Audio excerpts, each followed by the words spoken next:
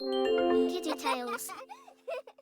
ఒకానొక గ్రామంలో చంటమ్మ అనే పాప తన మేకలతో చాలా సంతోషంగా గడిపేది. చంటమ్మ మేకలతో మాట్లాడగలిగితే ఎంత బావుంటుందోనని తరచూ కలగంటుండేది.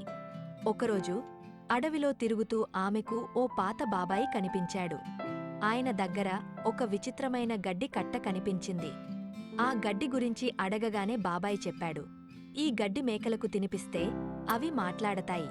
కానీ జాగ్రత్త, ఈ గడ్డిని మిగతా జంతువులకు తినిపించకు, లేదంటే పెద్ద సమస్య వస్తుంది.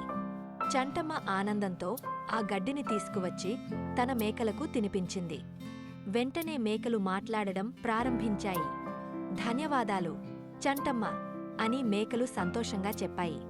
మేకల మాటలు వినడం చంటమ్మకు ఎంతో ఆసక్తిగా అనిపించింది. ఆమె రోజంతా వాటితో చాటింగ్ చేస్తూ గడిపేది. కాని మేకలు ఒకటి స్పష్టంగా చెప్పాయి, ఈ గడ్డిని మిగిలిన జంతువులకు తినిపించకు, అది ప్రమాదకరమైపోవచ్చు.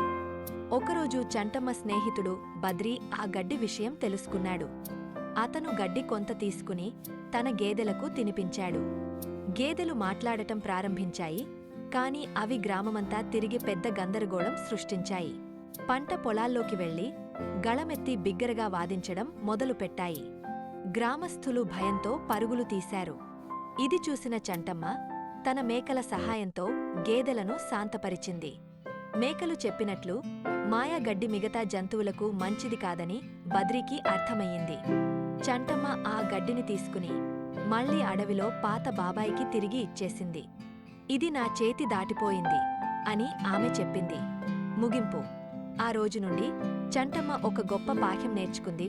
శక్తి ఉంటే అది జాగ్రత్తగా, సమాజానికి ఉపయోగపడేలా ఉపయోగించాలి. మేకలతో ఆమె స్నేహం ఇంకా కొనసాగుతూనే ఉంది. Like, share and subscribe.